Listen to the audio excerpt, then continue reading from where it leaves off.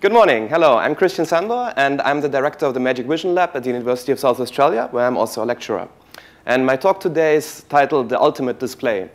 So I want to speak to you about what the ultimate display is. And in 1965, Ivan Sutherland defined it as the ultimate display would, of course, be a room in which the computer can control the existence of matter. A chair displayed in such a room would be good enough to sit in, handcuffs would be confining, and a bullet would be lethal. And what I'm going to do today is speak about the ultimate display. So first, I will show you how Sutherland, 3 years later, how his prototype looked like. Then I give you an overview of what happened since then, because it was 45 years ago. And finally, we're going to show our ultimate display.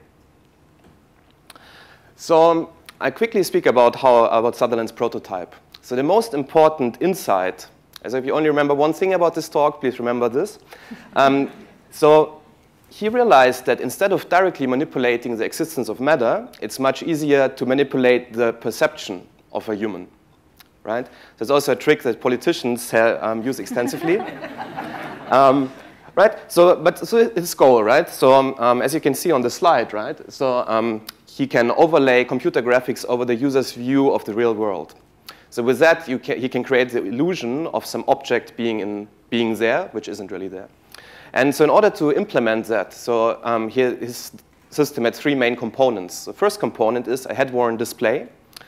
So basically what it is two small CRT displays and a mirror construction. So the images of the CRT go into the user's eyes, because there are two displays. And about 45 centimeters in front of the user, there's an image being displayed. So the second component that he needed was image generation. Because nowadays it's very simple. You go to a store, you pay $100, and you buy a graphics card. But these days there were no graphics card. All right, so there's an example what he could display. So I will go into the detail later. And the third thing that he had to do, because so you display graphics, right? But with the graphics, he wants to create the illusion, maybe I want to put some object here, right? But now as I move around, the images that are displayed into the user's eyes must change constantly. So in order to do that, you really have to determine very precisely where the user is standing and where he's looking at. So now details for the three components. So first component, display device. Right, I mentioned that, so two CRT displays, mirror construction, and the image appears 45 centimeters in front of the user's eyes. Then about image generation. So these are two examples, so like some molecule displayed or a room around the user. And for that, so this was really heroic work, because basically everything is implemented in hardware. So very fundamental things like rasterization, clipping, 3D transformations. So very, very heroic work. And now I think this was the most cumbersome component in the system was head tracking, right? Because you really have to know where the user's head is. So what's happening there, this is like basically like a rig which is connected to the ceiling. And you can very easily measure, of course, the angles, how this rig is moving. And with that, you can very precisely determine where the user is standing and where he's looking at. Right? So that prototype, 3 years after his vision, was very interesting. But so one part which was missing was the sense of touch. Right? So if you think about the handcuffs, the bullet, the chair, like the sense of touch is missing. But graphic-wise, it was a very neat system. Now, the second part of my talk, right? So what happens since then? So in order to speak about related work, I first want to show you this taxonomy. Because basically the ultimate display, of course, right, has very, very high fidelity. Right? So you can totally reproduce a reality.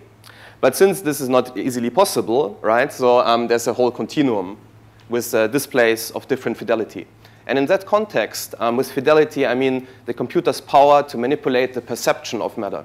Because in its original definition, right, it was about the existence of matter. But it's much more easy and powerful to manipulate the user's perception instead. So now I was speaking about computers, but you can see the term perception. So we should also look at the human side of things. So this is taken from another TED talk, and this is basically the throughput of the different human perceptual channels. And as you can see, about 3/4 of what we perceive every second is visually. And of the remainder, again, about 3/4 are the sense of touch. So based on this insight, now extend the taxonomy, right? So because first of all, we had this continuum, but now also we have two fields, right, about seeing and touching. Now this is an example of an ultimate display. This is created by Ivan Pupirev in Japan. And what you can see, what this is like a table, and the table has pins, which can move in and out, and also the pins can change color. So what that is, the computer can control the existence of matter, but it's quite limited, right? So that's why it's on the quite bottom of this continuum, right? Because the pins just can move up and down. So for example, to display some more complex shape, it wouldn't be possible. The next system is called Protrude, and is based on ferromagnetic effects. So it really is a liquid with some small pieces of metal in it. And now if you apply some magnetic force fields, you can also display shapes. And this is now much more powerful than Lumen, but it has a problem that users cannot touch it easily, right? It might be even dangerous with strong magnetic fields. But now if I look at that, right, so at these prototypes and what Sutherland's ultimate display should do, there's a big gap in between. So now this display also, right, is altering the matter directly, right? It's not altering the perception of users, but directly matter.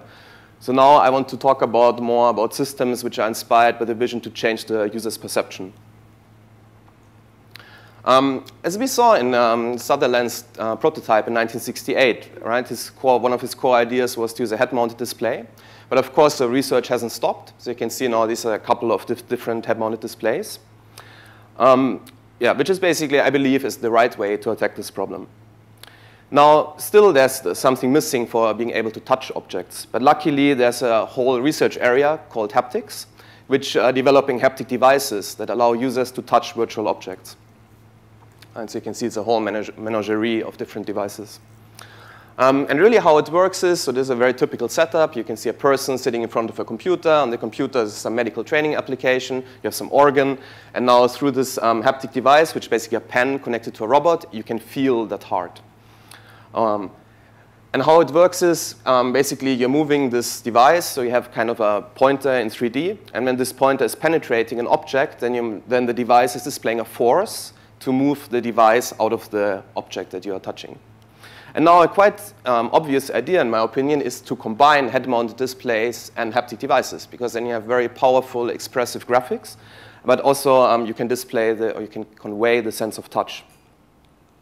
Now, researchers from CSIRO in 2004 have done that, actually.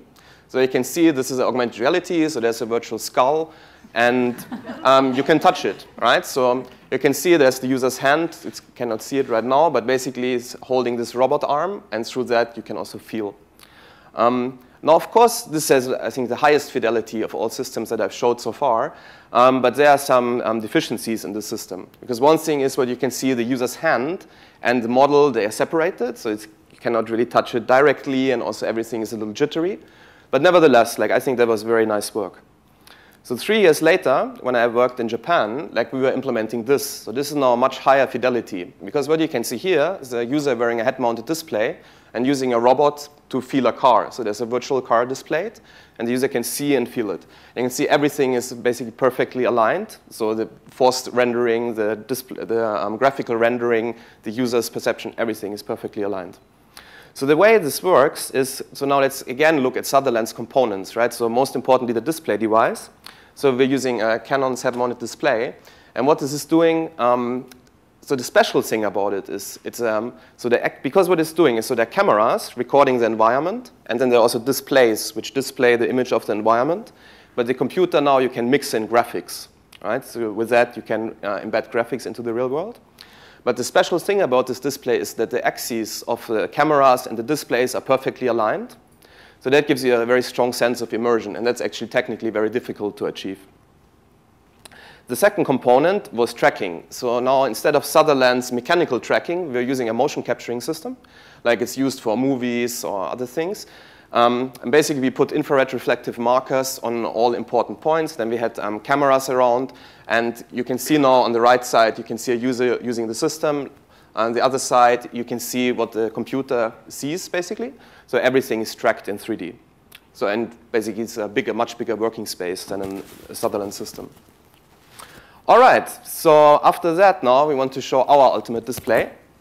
And this is Ulrich Eck. So he's like me from Germany. And he was the tech lead in this project. And so while he is getting our ultimate display ready, I want to quickly acknowledge also 4 other students who haven't, like Ulrich and me also, we haven't slept much recently. So it's Graham Jarvis, Kwang Lee, Peter Weir, and Donald Urquhart. All right. So while Uli is setting up, so this is a newer version of this head-mounted display. So you're also welcome to try later if you want. And now what's happening, you can see we have here, like as a symbol for old-style user interfaces, we have a 3D object here on the screen. Right? And now what Ulrich can do, using the head-mounted display, you can see now he's got a laser pointer. And with that laser pointer, so you can see here what he's seeing through the head-mounted display, right? Now he can select that fish and get it onto the table.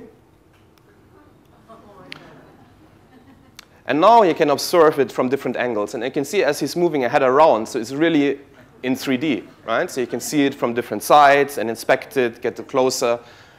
And I think this is a big advantage of this kind of ultimate display, because my grandmother could use it. So I don't think, yeah, it's very nice. So after that, so he can see it, but there was also a thing about the sense of touch. So now he can also touch the fish. And you can see that this is through the robot. So if you observe Ulrich's hands, you can see how he's stroking the surface. He's really feeling a force. You're also welcome to try that later. Right, so what else can we do? Because we have more. So this was a system. So we worked with one of the biggest Australian packaging companies, because for them it's a common task to redesign packages. Right? So this is our common beverage in South Australia. And basically we just took the original carton and we overlay the original design. But now to visualize how a new design would look like, so we can quickly switch the designs. So you can see now it's like a Coca-Cola Tetra Pak.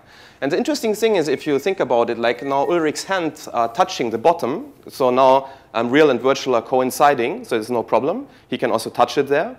But on the top, he cannot touch it, right? Because there we made the shape longer, so it's a little problem, right? So how do we overcome this? We overcome this again through our robot. So now he can also touch. Unfortunately, we don't have the motion capturing system, so things are a little jumping. Yeah, but you can see he can also touch that. And this is also quite remarkable, because I believe this has never been demonstrated before, that you have a hybrid object, which is part real, part virtual. Right. All right, so after that, the next thing we can show, because so far it was only about how you can see and touch a virtual object, but not how you can modify it. And now we show how you can modify it. So this is a virtual shoe, and you can paint on it. And you can imagine this is for industrial design is an amazing application, because this is very, very easy to use. So yesterday, Christine was using it. And basically, she had no practice. And within 30 seconds, she wrote TEDxAdelaide on the shoe. It's something you just cannot do, right? With any software that's commercially available, you cannot do it, right? You can take a new user and let him paint. Impossible, right? So that's quite neat. Yes. All right. Thank you, Uli. So with that, I'm at the end of my talk. And I'm not. I still have 2 more slides. I'm sorry. Can you please put on my slides again?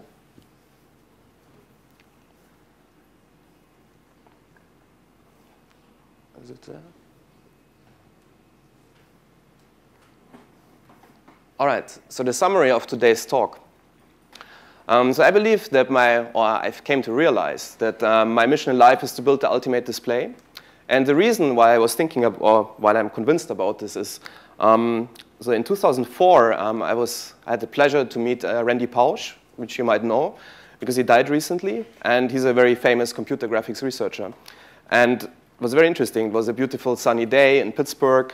And we're driving in his convertible, and we're talking about research. And he was telling me that the most important thing about research is to maximize impact, right? Because it's not worth to do research if it doesn't affect other people, if it doesn't have a real impact, right? So it's very important to have impact with your research. And I believe that now building the ultimate display would have an ultimate impact, because it can be applied in many, many situations, right? And basically, it's limitless, right? You can use it for medical training. You can use it for industrial design, for entertainment, for arts. It's basically limitless. Finally, I have some acknowledgements and thanks. So first of all, to Professor Henry Fuchs, because he gave me some slides about Sutherland's ultimate display. So thank you, Henry. Then also thanks to eResearch SA, because this Phantom is on loan from them. Then also we'd like to thank Canon in Japan, because they have given us 2 head-mounted displays. thanks to Canon. And last but not least, the University of South Australia, and especially the School of Computer and Information Science and the Advanced Computing and Research Center. Thank you.